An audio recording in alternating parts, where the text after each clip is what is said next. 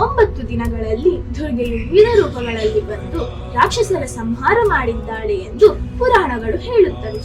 ನವರಾತ್ರಿಯ ಮೊದಲ ದಿನವನ್ನು ತಾಯಿ ಶೈಲಪುತ್ರಿಗೆ ಸಮರ್ಪಿಸುತ್ತೇವೆ. ಶೈಲಪುತ್ರಿಯ ಆರಾಧನೆಯು ನಮಗೆ ತಾಳ್ಮೆ, ಧೈರ್ಯ ಮತ್ತು ಶಾಂತಿಯ ಮಾರ್ಗವನ್ನು ತೋರಿಸುತ್ತದೆ. ಶೈಲಪುತ್ರಿ ಎಂದರೆ ಪರ್ವತರಾಜನ ಮಗಳು. ಶೈಲಪುತ್ರಿಯನ್ನು ಸತಿದೇವಿಯ ಪುನರ್ಜನ್ಮವೆಂದು ಕರೆಯಲಾಗುತ್ತದೆ. ಸತಿದೇವಿಯು ತನ್ನ ತಂದೆಯನ್ನ ಮಾಡುತ್ತಿದ್ದ ವೇಳೆ ತನ್ನ ಪತಿ ಶಿವನನ್ನು ತಂದೆ ಅವಮಾನಿಸಿದ್ದ ಕಾರಣಕ್ಕಾಗಿ ಅಗ್ನಿಕುಂಡಕ್ಕೆ ಜಿಗಿದು ಪ್ರಾಣಾರ್ಪಣೆಯನ್ನು ಗೈದಿದ್ದಳು. ದೇವಿ ಶೈಲಪುತ್ರಿಯು ಕಾಡಿಗೆ ಹೋಗಿ ಕಠಿಣ ತಪಸ್ಸಿನಲ್ಲಿ 16 ವರ್ಷ ಕಳೆದಳು. ಇದರ ಬಳಿಕವಷ್ಟೇ ಆಕೆ ತನ್ನ ಪತಿ ಶಿವನನ್ನು ಮರಳಿ ಪಡೆದಳು. ಶಾಂತ ಸ್ವರೂಪದವಳಾದ ಶೈಲಪುತ್ರಿ ದೇವಿಯನ್ನು ನವರಾತ್ರಿ ಹಬ್ಬದ ಮೊದಲನೇ ದಿನ ಪೂಜಿಸುವ ಮೂಲಕ ನಾವೆಲ್ಲರೂ ಬಯಸಿದ ಫಲಿತಾಂಶಗಳನ್ನು ಪಡೆಯಬಹುದು.